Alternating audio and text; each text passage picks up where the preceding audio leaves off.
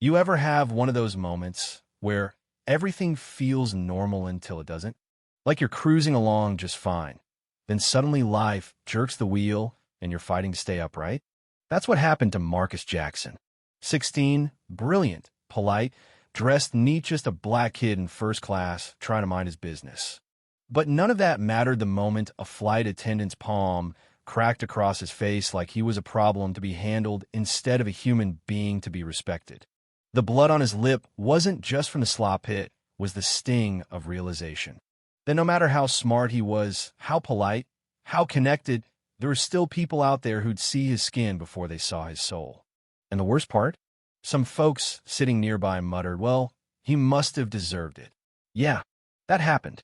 What nobody knew, not Veronica Palmer, the smug flight attendant who served him that slap, not Gerald Thompson, the businessman egging her on, was who Marcus's father really was. Tyler Jackson, CEO of Skyline International, Dominion Airlines' biggest competitor. And the moment that slap landed, so did the first domino.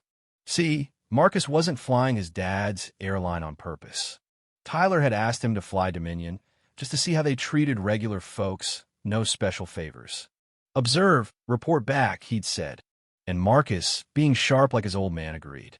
It was supposed to be a quiet trip to the National STEM Innovation Challenge. The kid had earned a finalist spot for his research on bias in facial recognition software. Yeah, the irony. But before they even got to cruising altitude, things started feeling off. Veronica skipped his drink order twice. When he politely asked for water, she acted like he'd interrupted something sacred. Then, when she did serve him, she practically threw things at him. No eye contact, no basic courtesy. And Marcus, being observant, started noticing it wasn't just him too, other black passengers were being ignored too. So he did what any tech-savvy kid might do, started recording.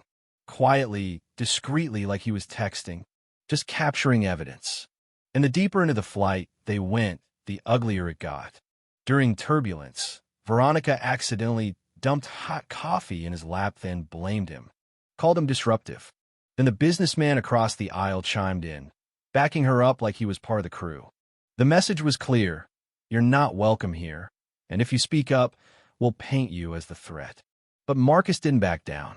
He stood up literally and figuratively, told Veronica he had her treatment on video. That's when it escalated. She demanded his phone.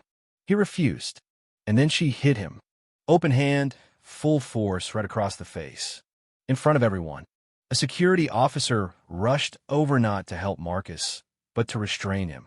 Told him if he acted out again, he'd be zip-tied and arrested when they landed. No questions asked.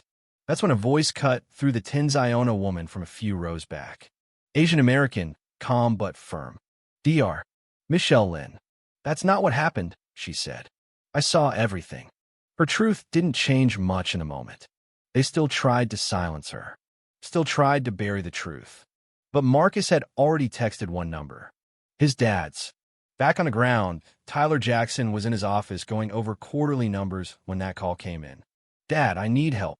And just like that, Tyler went from CEO mode to full-on father mode. Within minutes, he was on the phone with the FAA, Air Traffic Control, even Dominion's board chairman. Orders were issued. Flight 2187 was rerouted midair.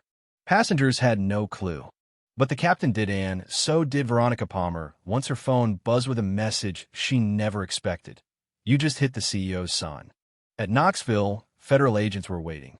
Marcus, bleeding but composed, stepped off the plane like a kid who understood that sometimes pain is the beginning of power. The crew? Detained. The captain? Replaced. The passengers? Interviewed one by one. Dr. Lynn handed over her video.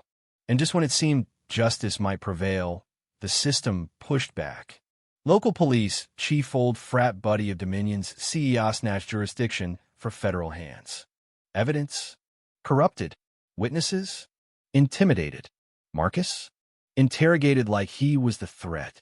Because when the powerful feel cornered, they don't fight fair. They weaponize the system. But the Jacksons? They didn't fold. Marcus kept speaking up. Tyler dug deeper, found that Veronica had 7 prior complaints, all swept under the rug. found documents showing Dominion-trained staff to prioritize white passengers, found a shadow network of corporate leaders coordinating discrimination through coded policies. The rabbit hole was deep, and at the bottom sat one man, Charles Wellington, CEO of Dominion. Wellington didn't just deny the accusation, she went on offense. Leaked fake stories painting Marcus as a spoiled rich kid. Launched investigations into Skyline. Froze the Jacksons' assets. Turned former allies into ghosts. Even tried to erase Marcus from MIT by falsifying cheating allegations. It wasn't just retaliation, it was a full-blown war. And then, Emma Rodriguez stepped forward. A junior flight attendant. Quiet. Overlooked. But brave. She handed over flash drives packed with internal emails, training materials proof. She risked everything to stand on the right side of history. That's when everything changed. The Jacksons went public. Marcus founded Equal Skies, a nonprofit fighting discrimination in air travel. Videos of his story went viral. Airlines were pressured. The public rallied. Wellington's empire cracked.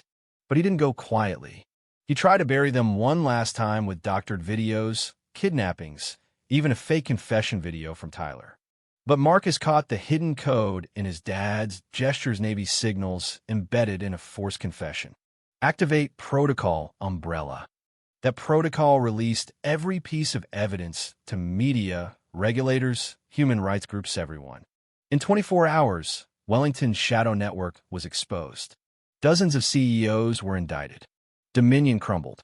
Wellington was arrested trying to flee the country. And Marcus?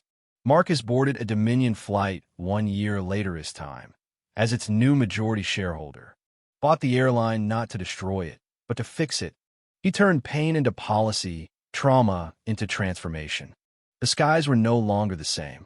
And when a young black flight attendant approached him and said, "Thank you, your fight made this job possible for someone like me," Marcus just smiled and said, "Remember this the next time someone tells you one person can't change the system.